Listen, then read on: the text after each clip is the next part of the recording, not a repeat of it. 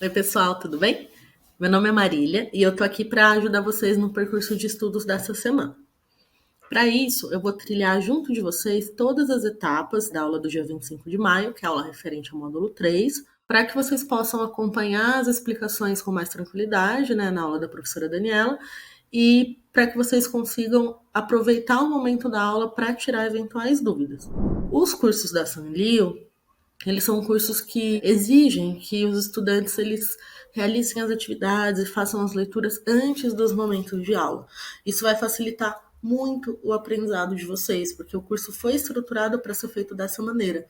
Então, é muito importante que vocês adquiram esse hábito de fazer as primeiras atividades, de realizar a leitura e, se possível, o interessante seria que vocês já tivessem no momento da aula, referente ao módulo, pelo menos o rascunho ou a primeira estruturação de como vocês vão fazer a resposta de vocês no fórum de discussão referente ao conteúdo. Hoje a gente vai trilhar as etapas da aula juntos, mas a ideia é que nas próximas gravações eu consiga trabalhar também outros temas que são importantes para que vocês consigam realizar as atividades do curso de uma forma positiva e garantir o aprendizado. Então, nas próximas gravações, eu quero trabalhar com vocês tanto a questão das citações, como fazer uma citação no formato APA, e, enfim, trabalhar com exemplos e explicar como funciona, né? E também trabalhar um pouco as questões da escrita acadêmica, como identificar um texto acadêmico, como fazer uma boa argumentação, como estruturar o conteúdo e tudo mais. Hoje a gente vai centrar em trilhar esse percurso e entender qual seria a melhor maneira de realizar as atividades que estão sendo demandadas ao longo do módulo 3. Antes de começar, é importante que vocês retomem as devolutivas das atividades anteriores, das atividades do módulo 1 e do módulo 2.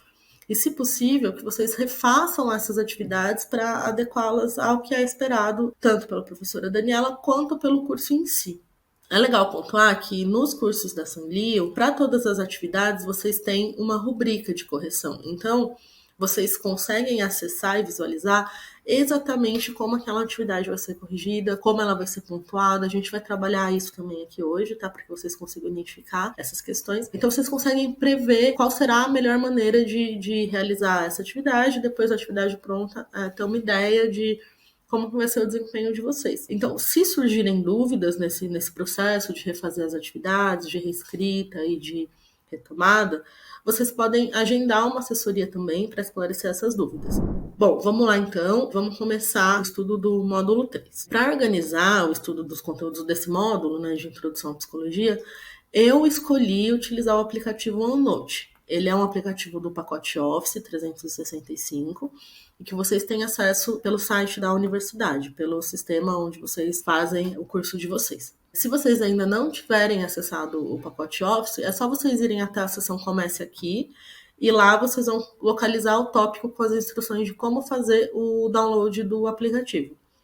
Eu acho importante ressaltar que a utilização do OneNote para organizar os estudos do módulo foi uma opção minha, uma escolha pessoal. Vocês podem organizar esse estudo de qualquer outra maneira, tá? Dá para, enfim, organizar em um arquivo do Word, dá para organizar através de anotações manuais, no caderno, dá para organizar no bloco de notas, enfim, como vocês preferirem e como for mais fácil para a rotina de vocês e para o estilo de vocês.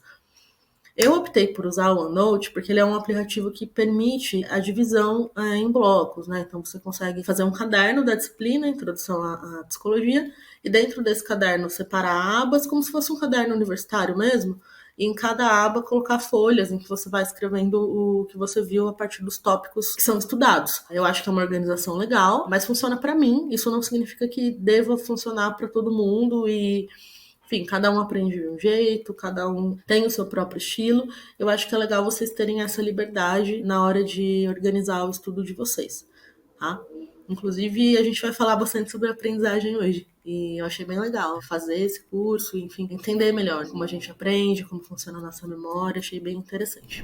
Bom, então, o mais importante de tudo para essa organização, independentemente do meio que vocês utilizem para organizar, seja Word, seja o Note, seja um caderno para anotação manual, é que vocês consigam localizar as informações e as anotações de vocês de forma fácil e prática. Vocês consigam localizar essas informações rapidamente, de forma prática, para que quando vocês forem realizar atividades, vocês tanto consigam entender quais são os conteúdos que precisam ser estudados e localizá-los rapidinho no caderno, no bloco, no Word, enfim, onde quer que seja, e tanto evitem, por conta dessa organização que vocês vão ter, erros por descumprimento das instruções das atividades. Eu acho que esse é o principal ponto, né? A Sanlio, ela valoriza muito o cumprimento das instruções. Então, se você seguir direitinho o que está sendo pedido para a realização de uma atividade, isso já garante para você uma parte considerável da nota. Então, por exemplo, no caso de uma participação em fórum, fazer 2 citações de referências acadêmicas externas e entregar o trabalho no prazo, desde que essas citações sejam pertinentes, né, claro, já garante 40 pontos de 100, né? Então, enfim, é uma parte considerável. Então, vale a pena a gente centrar um pouco nisso, de cumprir as instruções direitinho, de como elas estão sendo pedidas, para realizar melhor e conseguir uma nota maior durante os trabalhos do curso. Bom, então como é que eu fiz aqui? No OneNote, eu criei uma página para cada etapa de aprendizagem do módulo 3. E nessa página, eu inseri as informações mais importantes sobre aquela etapa. Tá? Só para retomar, então, vocês têm acesso ao OneNote, caso vocês queiram utilizá-los. O acesso é feito pela plataforma de estudo de vocês. Vocês têm que ir até a sessão Comece Aqui e localizar o tópico com as instruções de download do aplicativo. Ele é um aplicativo do pacote Office, então no mesmo local onde vocês baixam o Word, PowerPoint, vocês vão encontrar também o acesso do OneNote. Então eu organizei essas páginas para as etapas de aprendizagem e coloquei as informações mais importantes para cada etapa. Na hora de fazer essa organização de conteúdo, eu procurei, a primeira coisa que eu fiz, né, foi destacar os objetivos do módulo, porque tanto as leituras da semana quanto as atividades que vão ser realizadas, elas terão como tema central esses objetivos descritos. Tenha em mente os objetivos do módulo, facilita muito os estudos, porque a partir daí você consegue tanto filtrar as informações, entender o que é de fato ou não importante, então isso faz com que as coisas aconteçam de forma mais dinâmica, mais fluida e mais rápida, quanto reconhecer o que é esperado de você. Então você consegue entender o que vai ser cobrado na atividade final. Os objetivos estão localizados na etapa Introdução ao módulo 3.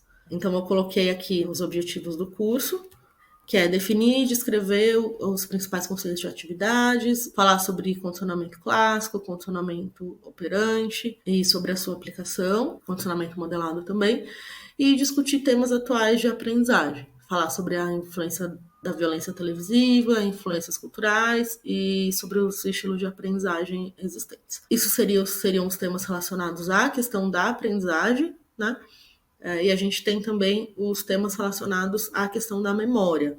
Então, só de olhar aqui os objetivos do módulo, dá para a gente perceber que os nossos estudos eles vão se centrar em 2 temas diferentes, que possivelmente indica que a gente vai ter que fazer a leitura de 2 capítulos. Tá? Então, isso eu estou inferindo pela maneira como os objetivos estão se organizando, beleza? Sobre a memória, a gente tem que definir a memória e os processos básicos, falar sobre codificação, armazenamento e recuperação da informação e descrever como as memórias costumam não ser precisas.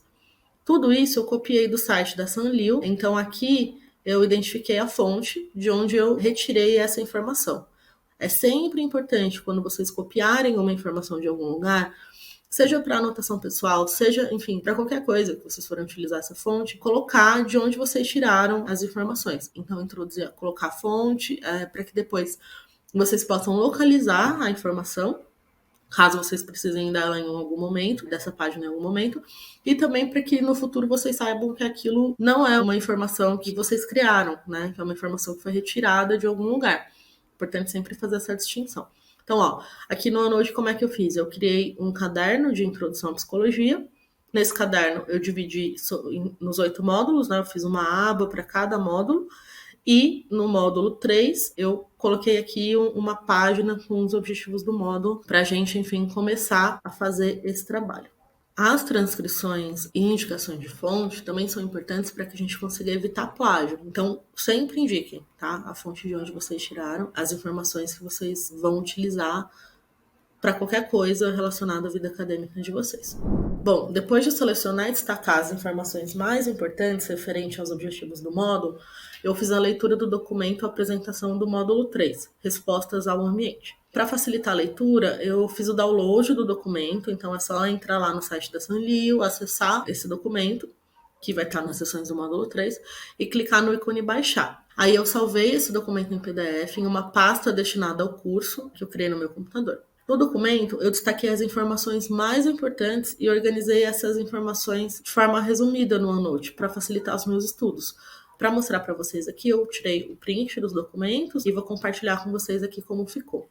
Esse processo que a gente faz de leitura e organização das informações mais importantes chama fichamento. Para fazer um fichamento de um texto, você precisa ler esse texto na íntegra e selecionar aquilo que é relevante ou não para você. Em alguns casos, a leitura integral ela nem é tão necessária. Quando você tem um direcionamento daquilo que você precisa saber no texto, basta você tentar encontrar essas informações ali e ir selecionando e destacando aquela informação para facilitar depois quando você precisar retomar. Bom, então como é que eu fiz? Para encontrar as informações mais importantes desse documento, eu selecionei os temas-chave e para saber quais eram os temas-chave, eu tive como parâmetro os objetivos do módulo e também a presença de ideias que foram formuladas por estudiosos da psicologia, que estão indicados lá. Então, esses temas e ideias, eles foram destacados em vermelho. Eu também selecionei as informações mais importantes relacionadas a cada um desses temas, que foram destacadas em amarelo. Então, ó, deixa eu compartilhar aqui com vocês para vocês conseguirem visualizar o que eu tô falando.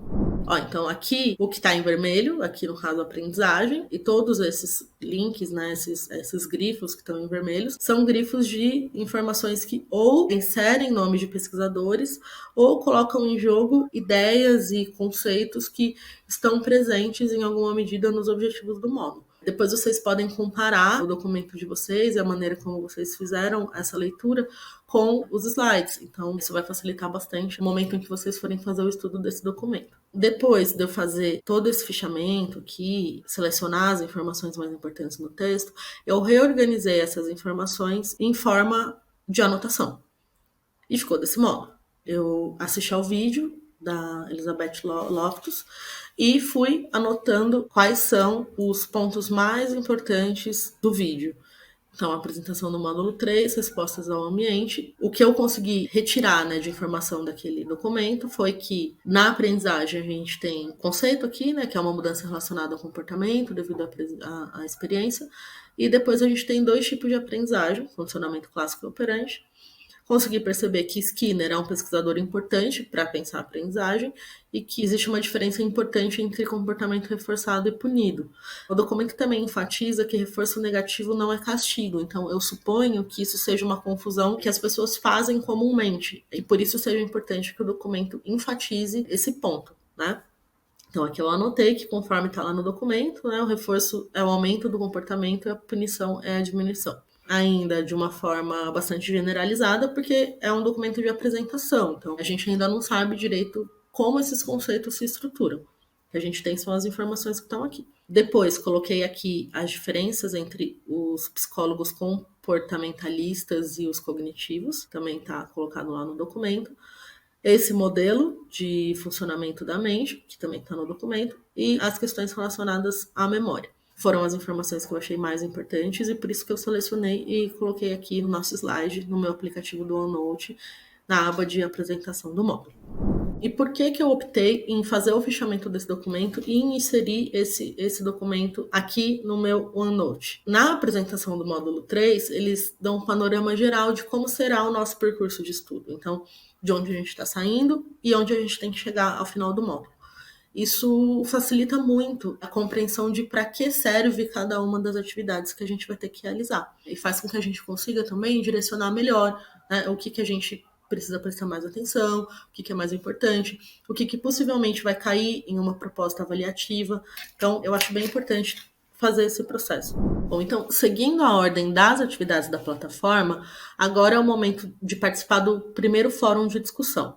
Então, para isso, eu vou fazer um fichamento do vídeo, do TED Talk associado à atividade, e depois vou transcrever a consigna da atividade para o OneNote, para conseguir começar a estruturar a minha resposta. Então, para essa atividade, a gente não tem indicação de rubrica. Isso significa que ela não é uma atividade avaliativa. Como eu não sei exatamente quais são os critérios, né, de avaliação dessa atividade, eu suponho que ela vai ser avaliada de acordo com as perguntas que estão sendo feitas. Então, eu vou estruturar minha resposta tendo como base a ordem das perguntas que compõem a consigna. A consigna é um enunciado. A pergunta que está sendo feita, a maneira como aquele enunciado foi estruturado é chamada de consigna.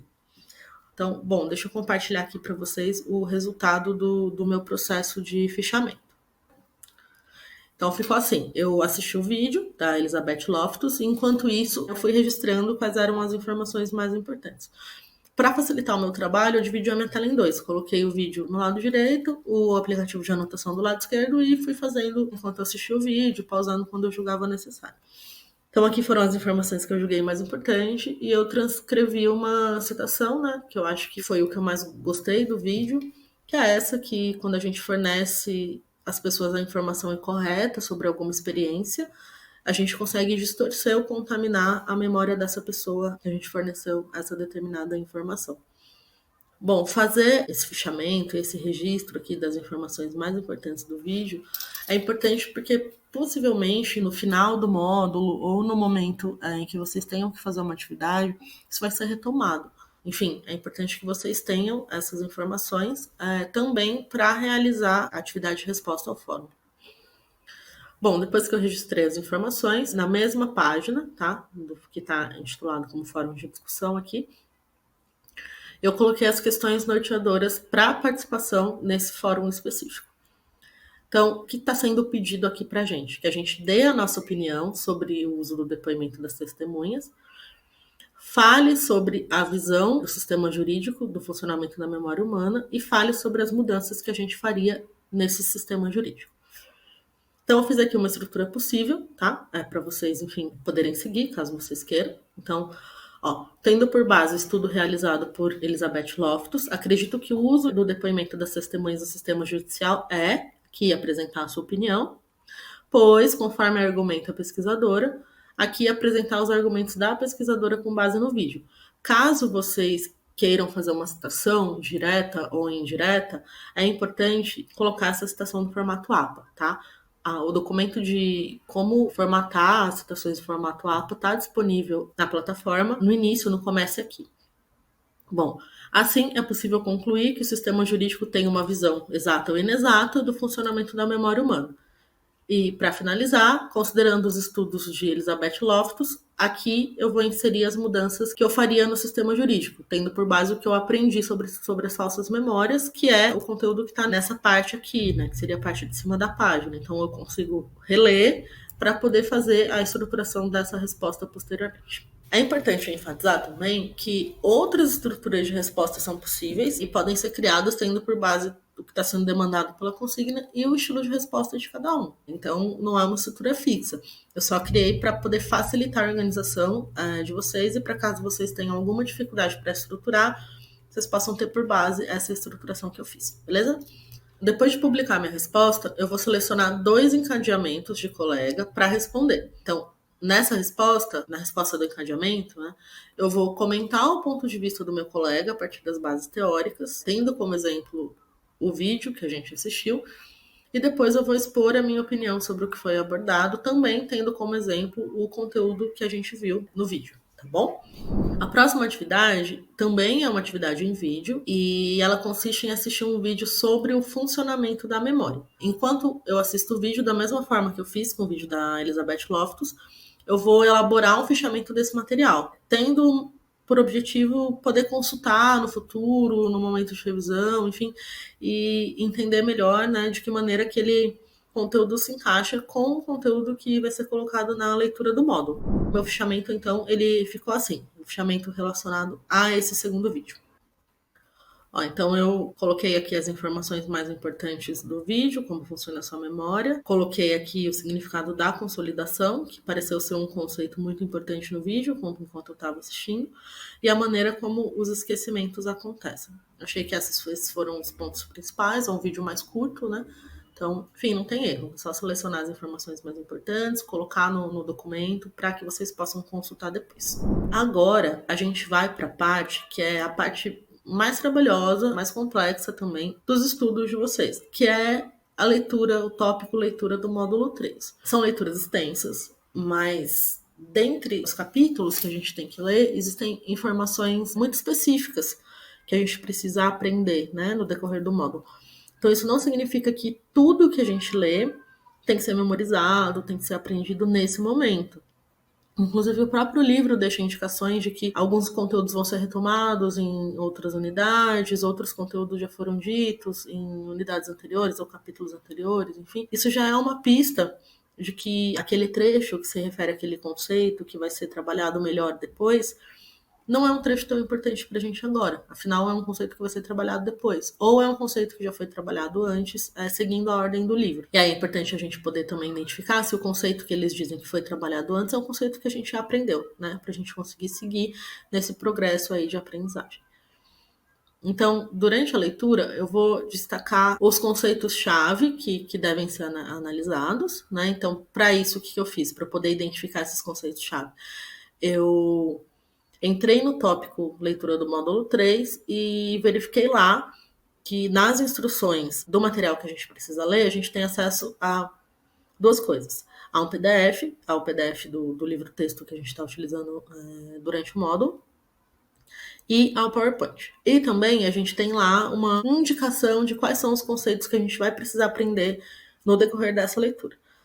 O que eu fiz? Eu criei uma página no OneNote, transcrevi esses conceitos para essa página e junto deles também os objetivos do módulo, porque a partir daí eu consigo guiar melhor a minha visão do texto, a minha leitura, e entender o que eles esperam de mim ao ler esses capítulos, tá bom? Então, essa página do OneNote ficou assim. Deixa eu compartilhar para que vocês possam olhar, né? Essa página que, na verdade, se refere a uma preparação para a leitura, né? Tá aqui, ó. Coloquei os objetivos do módulo de novo, eu simplesmente copiei e colei da primeira página do módulo 3, né, que eu já tinha lá a transcrição, e eu destaquei os principais conceitos novamente, nessa vez eu destaquei em negrito, dentro do que já tinha destaque, para eu poder guiar o meu olho para esses conceitos enquanto eu estiver fazendo a leitura. Além disso, eu selecionei aqui os conceitos-chave que deverão nortear a minha leitura, que é o princípio básico da aprendizagem e da cognição, os tipos de aprendizagem, que incluem condicionamento clássico e operante, aprendizagem social e cognição social, os diferentes tipos de memória, com especial atenção às teorias da memória, assim como aos fenômenos como as falsas lembranças. Então, quando eu for realizar a leitura do módulo, eu vou ter por base o que está sendo colocado aqui. Nessa mesma página, eu vou inserir as informações mais importantes da leitura. Então, para isso, eu vou tentar detalhar, seja por meio de transcrições do livro-texto, de print ou de fichamento, os conceitos destacados. Para esse capítulo, no fim, eu optei por fazer print, copiar e colar mesmo um trecho do livro e fazer pequenas anotações embaixo desse trecho para que depois eu pudesse me guiar na hora que eu tivesse que realizar uma atividade. É importante ter em mente que, novamente, toda vez que a gente copia alguma coisa de algum lugar, é importante indicar a fonte, tá? A gente está fazendo uma cópia para fins de estudos, não para depois utilizar essa informação como se fosse nossa. Tá? Se a gente fizer isso, vai ser considerado plágio. Então, para facilitar ainda mais a identificação das passagens mais relevantes do livro-texto, eu baixei o PowerPoint referente à leitura, referente à aula, e depois que eu finalizei a leitura do texto, eu comparei os destaques do PowerPoint com os destaques que eu realizei no texto. Para aí eu também poder filtrar ainda mais quais são as informações mais relevantes que devem ser transcritas para o meu aplicativo do OneNote. Então agora vamos falar um pouco da organização do livro-texto, Ciência Psicológica. Eu acho que é importante a gente pensar como esse livro se estrutura. O livro ele é organizado de modo a fornecer conceitos, análise de experimento e exemplos de como esses conceitos devem ser aplicados. Geralmente, ele vai trazer alguns aprofundamentos sobre o tema, com indicações de que aquelas especificidades vão ser tratadas depois, como eu já tinha dito anteriormente, né? Ou que elas foram tratadas em momentos do capítulo anteriores. E para poder amparar os conceitos e os experimentos e os exemplos, eles também vão trazer relatos, histórias, situações de filme, situações de seriado, situações do cotidiano em que aqueles conceitos psicológicos podem ser aplicados, em que aquelas teorias funcionam, relatos históricos de como aquelas teorias foram sendo construídas, tá? Então é importante a gente conseguir identificar esses momentos. Um momento de apresentação conceitual, um momento de apresentação de um experimento teórico feito por um cientista, um momento de exemplo do cotidiano, exemplo de série, filme, como eu coloquei, e também um momento em que os conteúdos que estão sendo colocados vão ser aprofundados posteriormente. De maneira geral, os conceitos e os experimentos mais importantes são os que merecem o nosso destaque. Os exemplos, eles têm o papel de facilitar o entendimento do conceito. E os conteúdos a serem aprofundados, eles têm o papel de mostrar a maneira como os temas da psicologia se conectam. Mas isso não significa que eles serão cobrados em testes ou em fóruns avaliativos. Tá? O que a gente precisa saber para fazer os testes e para responder nos fóruns é utilizar e identificar os conceitos que a gente vai aprender no decorrer dos módulos e aplicar esses conceitos em situações determinadas, seja na nossa própria vida, seja em relato de vida de outras pessoas. E quando a gente tem acesso a esses relatos, pensar como aquelas situações poderiam ser vistas do ponto de vista da psicologia, tanto na nossa vida quanto no relato da vida de outras pessoas. Os relatos de vida de outras pessoas que servem para a aplicação de situações da psicologia, sejam esses relatos fictícios ou não, são conhecidos como estudos de caso. É um caso, um evento que aconteceu, e dentro desse evento, o profissional da psicologia ou estudioso de psicologia, que no caso são vocês e eu, né, porque eu tô aqui fazendo coisas com vocês, tem que aplicar esses conceitos dentro daquele momento, dentro daquilo que aconteceu. Tá bom? Então, caso vocês se deparem em algum momento com esse tema, com o nome estudos de caso, já saibam que é isso. É só um relato da vida de alguém, real ou inventado, em que é possível aplicar um tema específico da área da psicologia, das ciências humanas como um todo. Além disso, no início de cada capítulo do livro de Ciência Psicológica, a gente tem um box intitulado Pergunte e Responda. Nesse box, a gente encontra assuntos que serão tratados no texto e a gente consegue se guiar pelas perguntas colocadas ali. Além disso, a cada subcapítulo, que são os capítulos dentro do capítulo maior, o livro ele vai apresentar o box Objetivos de Aprendizagem, que nos dão pistas do que a gente deve saber depois de terminar o estudo daquele capítulo. Para facilitar, eu vou compartilhar a tela com vocês, tá? E aí a gente vai analisando junto a maneira como eu fiz os destaques no livro-texto. Bom, então aqui está o início, né, do capítulo 6, intitulado Aprendizagem. Aqui a gente tem o box Pergunta e Responda, e eu coloquei uma anotação aqui, indicando que as perguntas do box são similares às perguntas de introdução do módulo. Então, enfim, acho importante a gente ter isso em mente, considerando que são as perguntas de introdução do módulo que devem guiar a maneira como a gente vai pensar, enfim, e vai analisar a nossa resposta, a nossa participação no fórum. Aqui a gente tem o box Objetivos de Aprendizagem, que vai dizer de que modo o capítulo, o subcapítulo vai conduzir o trabalho dos conceitos, enfim, o que vai ser colocado nesse 6.1 aqui, nesse capítulo intitulado Como Aprendemos, tá? Bom, então, depois de apresentar um exemplo de um filme ou de uma situação cotidiana, que a gente tem aqui o exemplo do Big Bang Theory, do Sheldon Cooper e da maneira como ele tenta condicionar a Penny, o livro ele vai iniciar essa parte teórica, fazendo um breve resumo do que será tratado para, em seguida, apresentar o conteúdo. Então, aqui eu destaquei quais são os conceitos mais importantes a ser tratados nesse subcapítulo, que é o resumo que o livro coloca, e aqui eu comecei a destacar os conteúdos. É legal também ter em mente que todos os conceitos mais importantes do livro, eles são destacados em um box lateral. Então, o box lateral está aqui, ó. Ele vai colocar aqui tanto o conceito de aprendizagem, que é o conceito que foi trabalhado nesse começo, como também o conceito de aprendizagem não associativa, que é o que está sendo colocado aqui. Então, para facilitar o estudo de vocês, é sempre legal verificar esses boxes, verificar se vocês conseguiram, de fato, encontrar os conceitos mais importantes, porque eles sempre vão estar aqui, tá?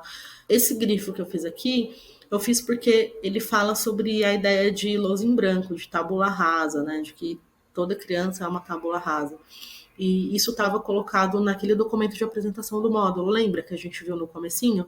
Então, por isso que eu destaquei, que eu julguei que era importante, uma vez que estava sendo colocado lá naquele documento também. Além de apresentar as definições e conceitos em um box lateral, ele também faz uso de mapas conceituais, ó, como por exemplo esse aqui, em que ele coloca todos os tipos de aprendizagem, associativa, não associativa, por observação, e depois desmembra a não associativa em 2 tipos, que é muito importante para a gente conseguir entender também o que é mais relevante do capítulo e poder fazer a transcrição desses itens para o nosso OneNote ou para onde a gente estiver realizando as nossas anotações. Eu continuei aqui então a leitura fazendo os destaques. Aqui eu destaquei a noção de aprendizagem associativa, que é o que também está colocado aqui no nosso organograma, na nossa imagem. A aprendizagem por observação, que também está colocado aqui nessa figura, e depois já comecei outro subtópico do capítulo. De novo, eu sempre tento, quando eu estou realizando a leitura e o fechamento de um texto, identificar o que é mais importante, seja pelas pistas que o próprio texto me dá, que a pista aqui, né, do livro é colocar os termos mais importantes sempre em negrito, seja pelo meu conhecimento prévio sobre aquilo. Então, aqui, sabendo que a habituação é um termo importante, uma vez que é um termo que está em negrito, eu consegui inferir que desabituação pode ser também algo relevante. Então, eu grifei a parte que fala sobre desabituação. Então, ó, se a gente for seguir aqui, ó, quando ele fala sobre sensibilização, por exemplo, ele bota o conceito de sensibilização aqui e embaixo coloca um exemplo de como a sensibilização acontece no nosso cotidiano. Então, o mais importante é o conceito, o exemplo ele serve para guiar a nossa aprendizagem daqui, tá? E em seguida aqui a gente tem outro box conceitual e um resuminho, né, indicando como aprendemos, enfim. De novo, no próximo subcapítulo, no 6.2, isso se repete. A gente tem os objetivos de aprendizagem, os boxes laterais, a maneira como eles organizam aqui as noções em imagens para facilitar a compreensão. E aqui, nesse subcapítulo, como aprendemos associações preditivas, a gente vai ter muito exemplo de experimento. Então, considerando que esse experimento aqui, experimento de Pavlov, por exemplo, ele é tido como um experimento realizado por um cientista da área, e que também vai definir um tipo de condicionamento aqui, né, que é o condicionamento pavloviano, eu achei importante destacar. E como é um conteúdo um pouco mais complexo, mais difícil de entender, eu destaquei também os procedimentos realizados no experimento para facilitar a minha compreensão do que é resposta não condicionada, estímulo não condicionado, estímulo condicionado e resposta condicionada. E assim eu segui, ó, fazendo os destaques mais importantes, identificando o que deve ou não ser analisado. Aqui, de novo, eu fiz mais destaques porque eu julguei que era um conteúdo um pouco mais complexo. Então, eu acabei prestando mais atenção nesses detalhes também. Ó, outro box aqui, que vai colocar em jogo esses conceitos, né, de extinção e recuperação, etc. E fui seguindo. Tá? Aqui, por exemplo, sobre o significado evolutivo, eu acabei não fazendo nenhum destaque porque eu notei que não tinha nenhum conceito base importante. Mas depois eu percebi que lá na frente essa questão da evolução volta, né? E aí eu destaquei quando apareceu de novo, porque eu julguei que sim, era importante e que eu deveria compreender o que isso quer dizer. Deixa eu ver se eu acho o momento em que isso aparece para vocês. Vai ser lá na frente, então. Vai falar sobre as restrições biológicas, tá vendo? Que se relaciona com o que foi dito no capítulo anterior. Então, por isso que eu fiz aquele destaque ali. Tudo bem? Então, eu segui destacando as informações dessa maneira no meu PDF. Bom, então só retomando, como vocês puderam perceber aí no compartilhamento que eu fiz, ao longo dos capítulos eu fiz algumas anotações e destaques que tinham por objetivo evidenciar as informações mais importantes do capítulo. No caso dos conceitos mais difíceis, eu também destaquei alguns exemplos, né? Como eu falei ali, na questão do condicionamento pavloviano, que eu achei um conceito um pouco mais abstrato. E esse destaque ele foi feito para facilitar o meu aprendizado e a minha compreensão daquele tema. Além disso, eu também filtrei as informações do capítulo para que elas se relacionassem o máximo possível com os objetivos do módulo. Assim, eu também consigo garantir uma leitura de maneira mais focada e aprender melhor o conteúdo proposto por economizar espaço e tempo de leitura. Agora a gente vai analisar o modo como eu selecionei as informações no meu fichamento. Bom, então aqui tá como ficou as minhas anotações relacionadas ao fichamento. Eu coloquei no mesmo documento em que estão os objetivos do módulo e os conceitos-chave, porque isso facilita a minha organização e eu posso ficar voltando e vendo se faz sentido ou não utilizar, né, aquele conceito de acordo com o que é esperado. Além disso, para fazer o fichamento, eu analisei o PowerPoint disponível junto com o material de estudo, junto com as leituras do módulo 3, para verificar se as informações que eu selecionei eram ou não relevantes para a aula e para a aprendizagem do capítulo. Então vamos lá. Ó, aqui são os títulos dos capítulos e eu escolhi grafar em caixa alta e negrito os títulos dos subcapítulos, sem numerar, tá? Então, Eu coloquei os objetivos de aprendizagem, os tipos de aprendizagem, aqui mais um gráfico que estava disponível lá no arquivo do PDF, tudo isso aqui é transcrição. Depois eu transcrevi aqui os boxes laterais que eu mostrei para vocês e fiz algumas anotações de informações que eu achei que eram relevantes de serem colocadas. Então, a ideia da criança sendo uma tábua rasa, a ideia do behaviorismo que influenciou o Watson e o resumo do capítulo.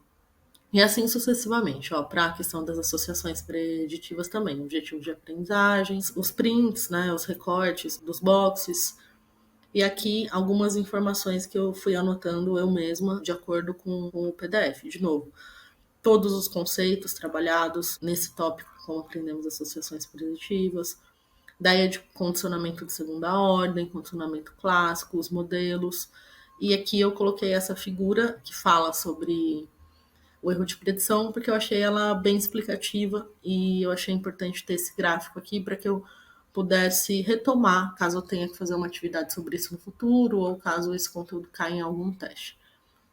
Aqui eu resumo e assim sucessivamente, né? Que é a parte do condicionamento operante. Tudo que eu vejo que é a citação de autor importante, eu vou transcrevendo, ou anotando com as minhas próprias palavras, resumindo, enfim, porque eu sempre imagino que isso pode ser cobrado em algum momento. Então, Skinner, o Thorndike, eu não sei falar o nome desse autor. Esse autor aqui, de 1927. E aqui, enfim, mais um gráfico. Eu gosto muito de gráficos, eu acho que gráficos me ajudam a visualizar e a compreender a maneira como aquele conteúdo está sendo abordado. Então, eu sempre gosto de transcrever os mais importantes. E aqui a descrição do que está sendo mostrado no gráfico, algumas definições importantes. E, de novo, aqui a retomada de que reforço e punição são coisas diferentes. A ideia de que o termo positivo significa inserir algo e negativo significa retirar algo, que é mais ou menos o que foi colocado aqui na apresentação do módulo, a diferença entre reforço negativo e castigo, dizendo que não era a mesma coisa, então achei importante colocar isso em evidência.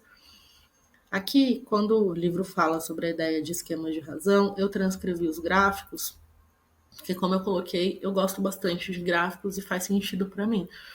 Mas caso para vocês seja mais fácil fazer o trabalho com a questão textual, então vocês podem transcrever a parte textual ou fazer um resumo, não tem problema, tá bom?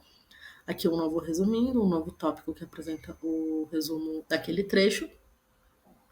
E, novamente, um outro subcapítulo, né, que vai falar sobre observar as pessoas e a aprendizagem. Esse capítulo aqui, o capítulo 6, foi o que eu achei mais complexo. Ele tem uma apresentação de muitos conceitos diferentes e alguns deles bastante abstratos, então que leva mais tempo, né, para a gente conseguir entender de fato do que ele está tratando, exige uma leitura um pouco mais atenta. O capítulo 7 eu achei ele menos complexo do ponto de vista da compreensão, mas no momento em que ele vai trazer as informações sobre falsa memória e sobre esquecimento, ele também traz uma quantidade grande de conceitos, então é legal ficar atento para isso. Ainda que o capítulo 7, né, do meu ponto de vista, eu tenha visto ele como sendo um pouco mais fácil do que o primeiro capítulo, menos complexo do ponto de vista da abstração, né, do que exige de abstração para a compreensão dos conceitos, também é um capítulo que apresenta bastante referência conceitual. Mas eu acho que é legal, quando a gente estiver fazendo a leitura do livro-texto e fazendo a seleção, né, das informações, a gente retomar também os exemplos que são dados, porque, no fim das contas, todos esses conceitos, essas teorias que a gente está estudando, são teorias que vão ser utilizadas em momentos específicos da nossa vida. São teorias que fazem sentido para explicar a maneira como a gente pensa, a maneira como a gente aprende, como a gente lembra. Isso é muito interessante. E o livro-texto, ele traz bastante isso, ele traz sempre a questão dos exemplos. Então, dá pra gente, por exemplo, na hora que estiver lendo, tentar associar o conceito que tá lá a uma situação cotidiana que aconteceu da nossa vida. E foi assim que eu fiz para conseguir aprender os conceitos colocados na parte da memória. Na parte do condicionamento pavloviano, do capítulo 6, confesso para vocês que eu pensei bastante em como eu treinei o meu cachorro para ele fazer comandos básicos. Eu acho que é meio por aí, né? A gente pensar em associar as situações da nossa vida. Então, no capítulo 7 aqui, a gente tem primeiro o que é a memória, a pergunta e responder objetivos, alguns destaques que eu fiz, aqui os conceitos-chave do capítulo. E eu achei legal colocar essa imagem, porque ela mostra pra gente qual área do cérebro é responsável por cada tipo de memória. né? E aqui as regiões que são ativadas durante a percepção e quando a gente lembra. Quando eu estava estudando essa parte, eu fiquei pensando se o fato das regiões ativadas quando a gente lembra alguma coisa ser menor do que a região ativada quando a gente percebe alguma coisa, tem alguma coisa a ver com as questões de condicionamento. Não sei, mas eu acho que seria uma pergunta interessante para colocar, porque no capítulo 6 o livro-texto coloca lá, né? Fala lá que quando o cachorro é condicionado, ele tende a salivar menos do que quando ele tem um estímulo de primeiro plano. Não sei, eu fiquei pensando um pouco sobre isso.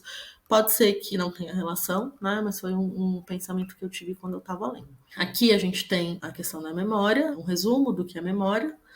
E aqui é como as memórias são mantidas ao longo do tempo. Eu achei essa parte aqui bastante legal, bastante interessante. Bem curtinha também, né? Fiz aqui o resumo com a imagem, aqui os conceitos-chave. A retomada do caso de HM, que ele aparece algumas vezes pra gente. Ele aparece lá no fórum de discussão, se eu não me engano, ou no segundo vídeo. Em um dos dois, não lembro em qual deles. E aparece aqui em cima também o caso de HM. E tem uma nova retomada aqui para baixo, se eu não me engano, desse mesmo caso, tá? Na parte dos diferentes sistemas de memória de longo prazo, eu coloquei a imagem, que eu acho que é o mais importante, e já o resumo. E sobre falha de memória, a gente tem essa tabela. Achei essa tabela bem legal, porque ela coloca o erro que acontece na nossa memória, o tipo de memória, a definição, e depois coloca um exemplo de como isso pode ser aplicado na nossa vida.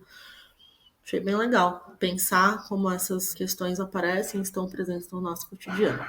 De novo, aqui os conceitos chaves, uma outra retomada do caso de HM e uma questão específica aqui sobre a falha de memória, né? E a partir do resumo, enfim, com a citação dos autores que foram utilizados ao longo do módulo e da leitura. Bom, então conforme a gente viu, né, ali no meu fichamento, o meu maior enfoque foi filtrar ainda mais as informações do livro para ter um meio de acesso fácil e rápido aos conteúdos mais importantes na hora de estudar. Então, para isso, eu selecionei as partes que mereciam maior atenção e fui mesclando isso com algumas anotações complementares do que eu lembrava, ou do que eu julguei mais importante, ou do que eu vi que estava com destaque maior no PowerPoint da aula, mas que eu não tinha dado a merecida atenção no momento da leitura, porque isso também acontece, né? Às vezes a gente tá lá realizando o procedimento de leitura e a gente deixa escapar alguma coisa, ou enfim, anota em excesso outra, por conta do que a gente acha mais interessante. E não necessariamente isso é o que vai ser mais relevante para o módulo. Eu também dividi os conteúdos em capítulos e subcapítulos, seguindo o modelo do livro, que nem eu mostrei para vocês lá, para facilitar a organização procedimental na hora de estudar. O próximo passo do roteiro vai ser realizar atividades sobre o bobo, do Albert Bandura, e para isso eu abri uma nova guia de anotações e fiz novamente um fichamento do vídeo antes de responder as perguntas, tá bom? Então, ó, o meu fichamento ele ficou assim. É um vídeo curto, então eu fui anotando aqui as informações mais importantes. Também era um tema que tinha sido tratado ao longo das leituras, né, do módulo 3, ele estava presente lá no capítulo, então é um tema que a gente já teve contato, por isso eu fui anotando aqui as informações mais relevantes e importantes do vídeo, considerando também o que eu lembrava um pouco da leitura que eu realizei. Então, depois de realizar as anotações, eu respondi ao questionário que está disponível lá na plataforma e revisei as perguntas que eu não tinha acertado. Portanto, sempre a gente ter essa estratégia de revisar e complementar as nossas anotações a partir dessa revisão. Como última atividade do módulo, vocês têm que realizar a participação no fórum de discussão. É uma atividade complexa, ainda que seja uma atividade de fórum e que isso traga a ideia de ser uma coisa mais leve, o fórum é só um meio para a divulgação de um trabalho, tá? Isso é um trabalho acadêmico, é um trabalho da universidade, então que vocês devem fazer seguindo o rigor que vocês seguiriam para fazer um trabalho de universidade, não pensando que é uma simples postagem. Por ser um ambiente virtual, às vezes a gente faz essa confusão, é natural. E então a gente tem que ficar atento para pensar, não, ó, tô fazendo um trabalho universitário, então eu preciso escrever de uma forma válida, escrever sem usar gírias, sem usar expressão coloquial, tentando utilizar os conceitos e utilizar palavras mais associadas ao campo da psicologia para ter uma resposta que seja bem avaliada, tá? Então, para fazer essa atividade, primeiro eu destaquei os comandos mais importantes da consigna. Então, aqui estão a consigna, que é o enunciado, o que é preciso fazer. Então, Em primeiro lugar, a gente tem que estudar os materiais sobre condicionamento clássico. Depois, né, familiarizar com a terminologia básica. Então, qual que vai ser o meu procedimento na hora que eu for realizar? Eu vou fazer cada uma dessas etapas para poder começar a minha escrita, tá? Depois, pensar em um exemplo da minha vida em que eu fui condicionada classicamente. Lembrar que condicionamento clássico não é o condicionamento operante. Evitar usar termo de recompensa como recompensa e castigo, que é uma coisa que a gente anotou bastante, né, no nosso fichamento, porque apareceu várias vezes. E indicar o EC, EI, ONC e RC no exemplo. Então, qual foi o meu procedimento? Eu voltei nas minhas anotações, vi o que era condicionamento clássico e a partir daí eu pensei em um momento em que aquilo tinha acontecido. Também retomei os conceitos de EC, EI e RC para entender o que cada um deles significam e como eles aparecem aí na questão do condicionamento clássico. Depois de fazer esse procedimento inicial, eu abri o documento da rubrica para fórum de discussão. Ele está anexado no final da atividade e é muito importante que vocês acessem esse documento todas as vezes que vocês forem realizar qualquer atividade avaliativa, tá bom? É por meio dos critérios ali do documento que essas atividades são avaliadas e corrigidas depois. Então, para garantir um bom desempenho, é preciso seguir os critérios que estão lá. Depois de ler esse documento, eu transcrevi os critérios que garantem nota máxima para utilizar esses critérios quando eu for realizar o meu trabalho. A minha transcrição ficou assim. Então, o primeiro critério é verificar se há uso de referências bibliográficas no trabalho. Tá? Então, uma referência bibliográfica é uma fonte, um artigo, uma tese de doutorado, uma dissertação de mestrado, uma fonte acadêmica. O que é uma fonte acadêmica? É um texto que foi publicado sobre aquele tema, mas antes de ser publicado, ele foi avaliado por outros profissionais da área. Então, um relato que você ouviu não vai ser uma fonte acadêmica, mas um texto publicado por um profissional da psicologia vai ser considerado uma fonte acadêmica desde que ele tenha sido avaliado por outras pessoas. Então, para você identificar uma fonte acadêmica, primeiro você precisa identificar onde está feita essa publicação. Para encontrar as fontes acadêmicas, a gente pode utilizar tanto o Google Acadêmico, que é esse primeiro link que eu coloquei para vocês, quanto o site da CAPES. E lá a gente vai encontrar artigos que falam sobre o tema que a gente está procurando pesquisar e analisar. Então, por exemplo, nesse trabalho que a gente precisa falar de condicionamento clássico, para encontrar uma das fontes, a gente pode entrar e digitar condicionamento clássico e ansiedade, por exemplo, para pensar a relação de condicionamento e medo. Ou condicionamento clássico e conforto, para pensar a maneira como determinados tipos de condicionamento podem trazer memórias positivas ou coisas positivas. Vocês vão buscando aí essa junção de palavras para tentar encontrar um artigo que faça sentido com o exemplo que vocês têm, com o exemplo da vida pessoal de vocês, que vocês vão utilizar para fazer o trabalho. Também o livro-texto, ele serve como fonte acadêmica, ele é uma fonte acadêmica, e dentro dele vocês encontram citações de vários outros autores. E aí, para fazer a citação de citação, para saber como inserir esses trechos na resposta de vocês têm que acessar o arquivo que fala sobre o formato APA de citação. Então, só para deixar claro, a citação é quando a gente pega uma ideia de outra pessoa e transcreve para o nosso texto. Seja copiando e colando, transcrevendo exatamente o que está sendo colocado nesse texto do autor, seja parafraseando, escrevendo com as nossas próprias palavras. Toda vez que a gente usa uma ideia de alguém, a gente precisa indicar que a gente utilizou essa ideia. Então, a gente vai colocar, entre aspas, o nome do autor, o ano, a página de onde a gente tirou aquela ideia, de acordo com o formato APA, usando a formatação que a APA coloca, né, que a gente tem que usar. E referência é quando, depois de citar um autor, depois de colocar a informação no nosso texto, no final do texto a gente tem que dizer de onde a gente tirou aquela informação, qual é a nossa fonte de pesquisa. Então, depois de escreverem a resposta de vocês têm que ter um campo intitulado referência, onde vocês vão colocar de quais artigos vocês tiraram aquela informação e como acessar aqueles artigos. Só que isso tem que ser colocado também no formato APA, que vocês podem acessar a partir do documento de diretrizes de redação e formatação APA. O segundo ponto a ser avaliado é se as citações de vocês estão no formato APA. Tá, então, para isso, vocês devem pesquisar a fonte de leitura externa, uma delas pode ser inclusive o livro-texto de vocês, e depois utilizar o formato APA de citações na hora de falar sobre essas fontes. No próximo vídeo, eu vou falar bastante sobre como fazer referência bibliográfica, como utilizar o formato APA, como utilizar o sistema de pesquisa do Google Acadêmico ou da CAPES, para poder auxiliar vocês nesse processo de escrita e das respostas dos fóruns de discussões e dos trabalhos.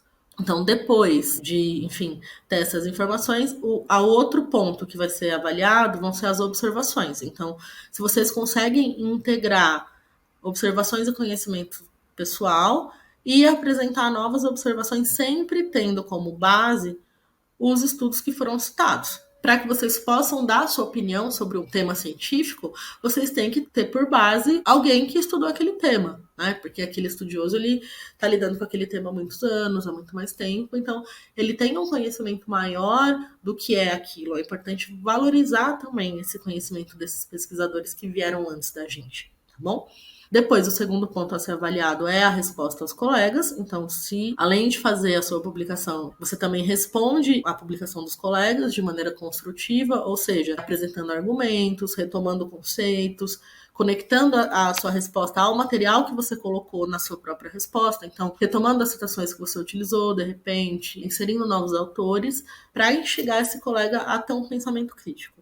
O outro ponto é a organização, escolha de palavra, estrutura da oração. Então, vocês vão ser pontuados por fazerem um texto claro, seguindo uma sequência lógica. Essa clareza é chamada de coesão. E coerente, que é usando palavras, escolhendo palavras que estruturam adequadamente aquele texto. E o último ponto a ser avaliado é o tempo de publicação. Então, se vocês enviam ou não a publicação no prazo estipulado, se vocês respondem ou não os colegas, ao menos 2 colegas no prazo estipulado.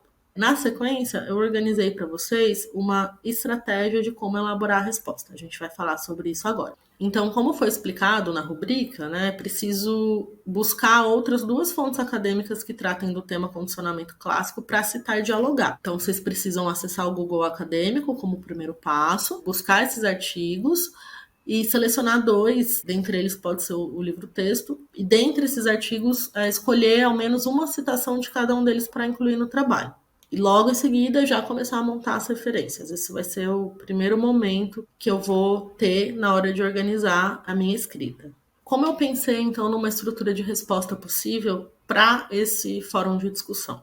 Então, pensei em primeiro iniciar o texto apresentando o conceito de condicionamento clássico, só que para apresentar esse conceito, eu vou ter por base algum autor. É uma referência externa que vai apoiar a minha definição de condicionamento clássico aí nesse início. Então, eu posso citar, inclusive, o próprio livro-texto, posso citar um artigo que eu encontrei no Google Acadêmico e achei interessante, ou que eu encontrei no Portal CAPES e achei interessante, definindo o que é condicionamento clássico. Então, por exemplo, segundo tal autor, condicionamento clássico pode ser definido como tal. E depois parafrasear isso, né? Ou seja, o condicionamento clássico é quando acontece tal coisa. Depois disso, eu vou fornecer um exemplo do condicionamento clássico em minha vida. Dizer como, em que situação eu senti que eu fui condicionada classicamente, ou em que situação eu fiz uso do condicionamento clássico. Pensar em um exemplo cotidiano, um exemplo de alguma coisa que aconteceu aí comigo, tá? Descrevendo o que é cada uma dessas coisas e definindo cada um desses momentos, né? Então, descrevendo o que é EC, o que é EI, o que é RC e definindo cada um desses momentos. O conceito de EC, EI e RC, ele deve ser apresentado quando você estiver tratando do conceito de condicionamento clássico. Então, ao descrever condicionamento clássico, é legal descrever também o que é cada um desses momentos para depois aplicar isso no exemplo que você vai trazer em seguida. E para garantir o uso da segunda citação, eu vou buscar referência externa que apoiem a resposta emocional que eu tive no exemplo. Então, se eu escolhi um exemplo de condicionamento clássico que me trouxe a sensação de alegria ou trouxe a sensação de alegria a uma outra pessoa, eu vou buscar textos acadêmicos a partir dos termos condicionamento clássico, alegria. Se eu estou tentando encontrar coisas relacionadas à ansiedade, eu vou buscar condicionamento clássico, ansiedade, medo, condicionamento clássico e medo. Tudo isso no Google Acadêmico ou no Portal CAPES. Essa foi a estratégia que eu escolhi para encaixar a segunda citação, mas não necessariamente vocês precisam fazer uso da mesma estratégia. Como eu falei lá no começo, cada um tem um estilo de escrita. O importante é que vocês tenham todos os tópicos aí na participação de vocês no fórum de discussão. Depois de trazer o exemplo, de buscar essa referência para apoiar a resposta emocional, descrever essa referência, citar essa referência, explicar a resposta emocional que eu tive e explicar os momentos de EC, EI e RC, eu vou analisar o exemplo descrito. Então, para fazer essa análise, eu vou ter como apoio os capítulos lidos no módulo. Então, eu vou voltar nas minhas anotações, vou ver lá o que é um condicionamento clássico, como ele foi descrito no módulo. Se preciso, eu vou abrir o livro-texto e verificar quais foram os exemplos de condicionamento clássico que o livro trouxe. E vou tentar propor observações que complementem o que eu escrevi, né? E que complexifiquem também os conhecimentos que eu apresentei. Eu acho interessante a gente tentar sempre complexificar e complementar as nossas discussões, porque assim a gente aprende mais, tá? Essa parte vai ser a parte que vai ser avaliada como observações, tá? Então, em cima, vocês estão dando conta da avaliação tanto pela citação quanto pela descrição do exemplo, e aqui vocês estão dando conta da avaliação por conta das observações. Para finalizar o texto, eu vou elaborar um desfecho, retomando as partes mais importantes de forma clara e organizada. E no final eu vou inserir as referências das fontes que eu citei. Então, da referência que eu citei para definir condicionamento clássico e da referência que eu citei para falar sobre a minha resposta emocional ao condicionamento clássico que eu tive, ou que eu descrevi no meu exemplo. Depois de enviar a publicação, eu vou selecionar 2 publicações de colegas para responder de maneira construtiva, apoiando a minha resposta tanto nas citações que eu fiz, quanto nas observações que eu fiz no meu texto, e apresentando argumentos a respeito dessa resposta aí dos colegas. Se vocês seguirem esses passos, vocês conseguem garantir um bom desempenho no trabalho final de vocês, tá? A ideia do vídeo de hoje foi percorrer o módulo do começo ao fim com vocês, fazer o módulo junto mesmo para garantir que vocês estejam entendendo como fazer cada uma das etapas. Foi falar um pouco mais profundamente sobre como fazer um fichamento e como selecionar as informações mais importantes no texto de leitura. Espero que isso tenha ficado claro. E no final, trazer um pouco de como vocês podem ou não podem responder aos encadeamentos dos fóruns. Nos próximos vídeos, eu pretendo falar bastante sobre a questão das citações, sobre a questão das fontes, referências e pesquisas bibliográficas. De repente, até fazer um exemplo de resposta com vocês e trazer também como estruturar um trabalho no formato acadêmico.